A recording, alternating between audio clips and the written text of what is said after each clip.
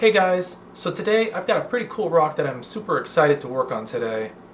Earlier this year, I was out storm chasing with my good friends Taylor and Joan when we pulled over to the side of the road to do a little bit of rock hounding since the storms kind of cleared out. I got lucky and found this pretty cool piece.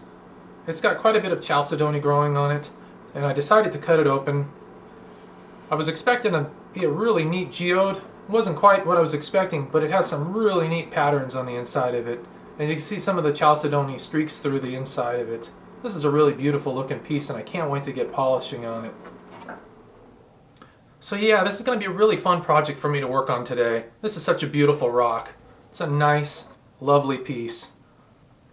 I got lucky when I was cutting this. I didn't get too many marks from the saw, so I don't have to do too much pre-work, but I'm still going to use the marker technique just to make sure we have all of our ends covered. So what I always do on any type of flat surface is I take a black marker, or any kind of marker at all, and I'll just draw some lines directly onto it. Let that dry for just a moment. So now, as we're grinding this down, all these little black lines are going to start to be removed. When you know you've got them all removed, usually that's a good sign that it's a completely flat, and then you can move on to the next stage. Right here, I noticed there's some pitting right here. Hopefully I didn't go too deep with the marker, otherwise I'm going to have to grind down until I get rid of that quite a bit. But otherwise, I think we're ready to get this started today. So as always, make sure you got a full trough of water here. Cup's completely empty and ready for action today. Take our rock off, safety goggles, and let's get this started. Turn on a little bit of water. Maybe a little bit more than that. And we'll fire this up.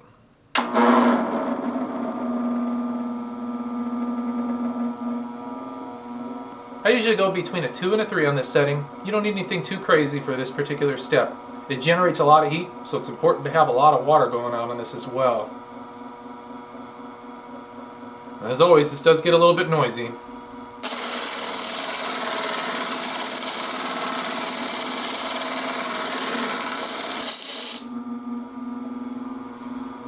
And you can see those black lines are already starting to go away. So my highest point was in the center. All around here is the lower points. So we'll make sure we get that knocked out.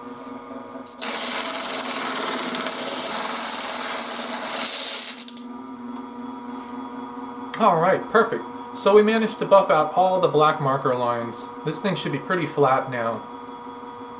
There's one extra step I enjoy doing on larger rocks of this size, is deburring these edges. They can get pretty sharp. So what I'll do is I'll just go along the edge and that'll knock them off pretty quick.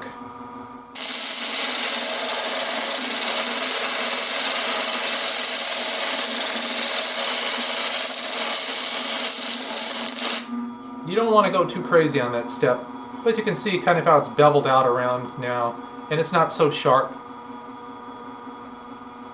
Alright, let's change out the disc to the next step. Alright, so I've changed out to my 180 diamond grit disc right here. I've gone over my rock and I've noticed I've got quite a bit of a cavity right here. Everything else looks pretty good except for that. Unfortunately, it runs pretty deep, so I won't be able to remove that little imperfection. Otherwise, everything's looking pretty good and we're ready to get started on this step. Let's get to it.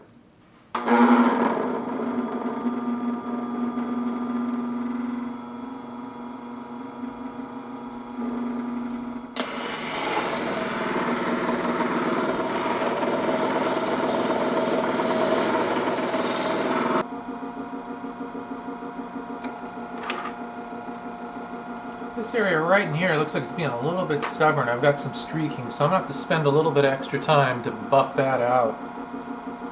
Otherwise, it's coming along pretty well. So I usually will apply a little bit extra pressure in the area of conflict.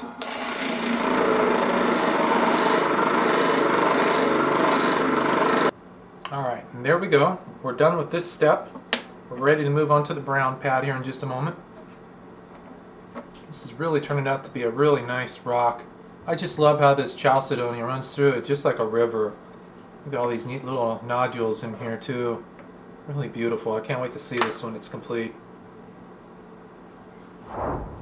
Alright, so I've installed the brown disc.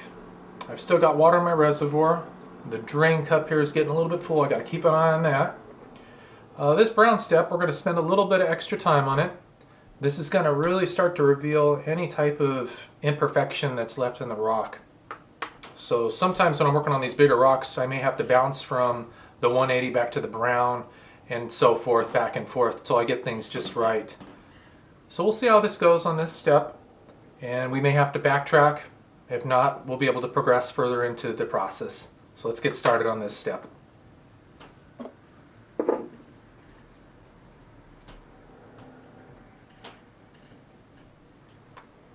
Get this pad nice and wet at first, then we'll ease off on the water.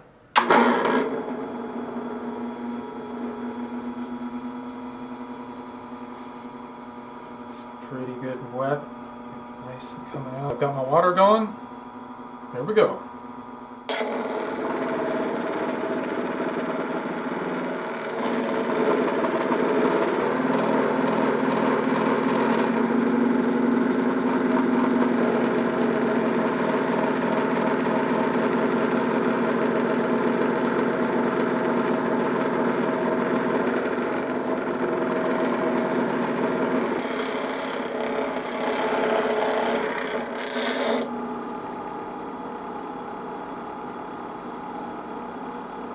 Oh wow, that's looking pretty nice. I can still see some scratches in here. Hopefully the red disc will be able to knock that out.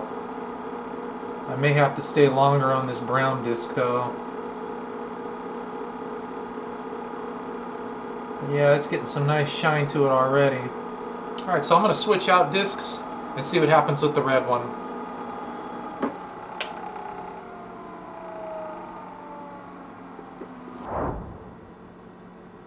Alright, so I've got the red disc installed and we're ready to roll out to the next step.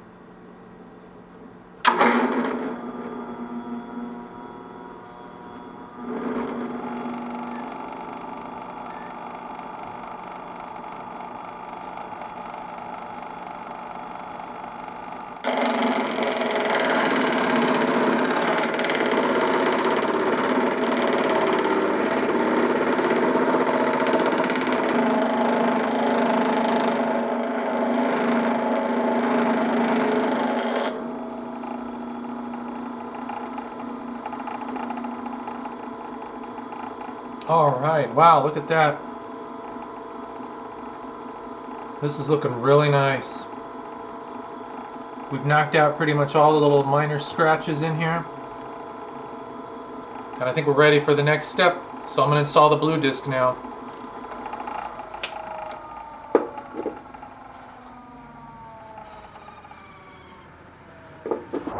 Alright, so this rock is really starting to come along nicely. I got my blue disc installed. Turning on the water here. This step usually likes it a little bit wetter than the rest of the steps. And we're going to dive right into it. Remember to keep that rock moving around, especially on these bigger rocks.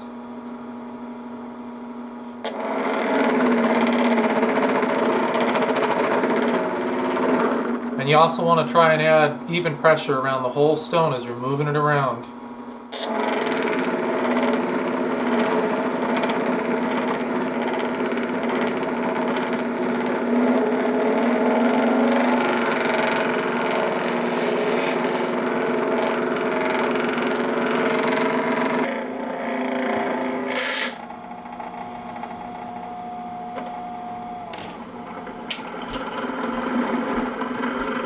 Alright, I think that's going to do it for this step.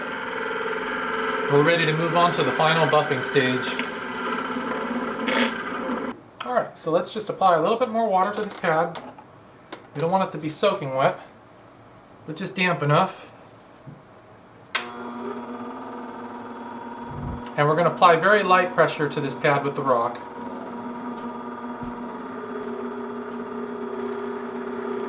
So I can already feel the pad isn't damp enough, so I want to add a little bit more water to it while it's going. There we go.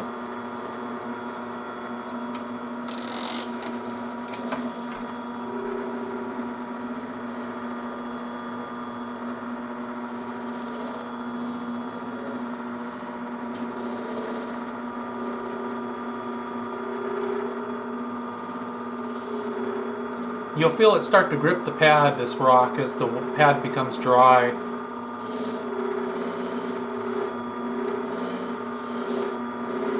By the time it does that, the rock should be fully polished.